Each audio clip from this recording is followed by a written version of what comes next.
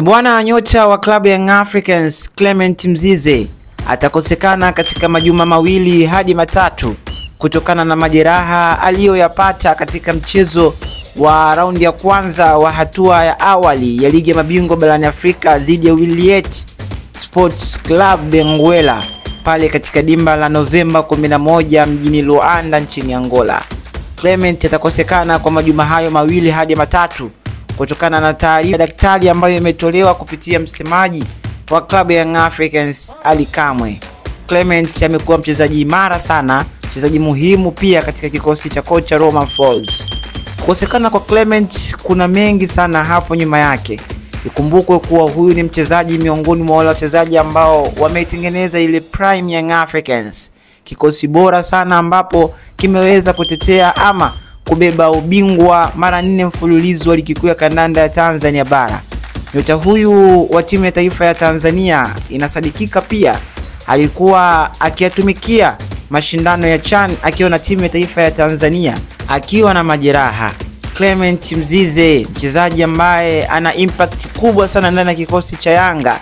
Hivi karibuni zilitokea tetesi za kuwa anahitajika na baadhi ya vilabu kutoka barani Afrika, hususan vile vilabu vinavyotokea ukanda wa kaskazini mwa bara la Afrika.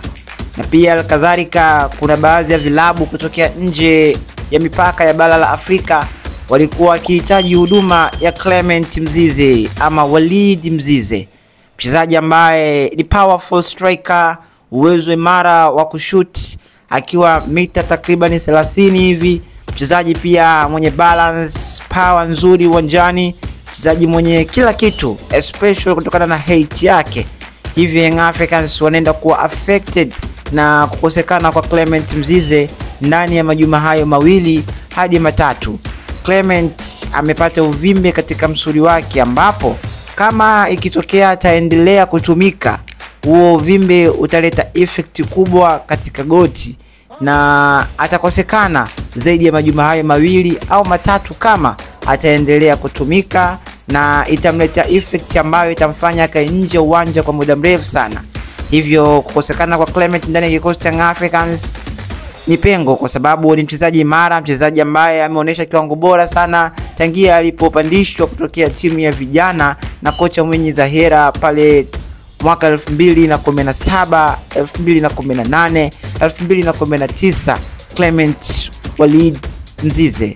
Hivyo basi kukosekana kwake kuna mengi sana ambayo yameleta image ambayo watu wengi wanaifikiria kama itakuja kuleta changamoto ndani ya kikosi cha Young Africans. Yangu jina ni Hafidh Naputa. Usisahau kushare, kulike, kusubscribe na kucomment ili mradi uwe wa kwanza kuweza kupata habari zetu kutokea hapa Wasamalia TV.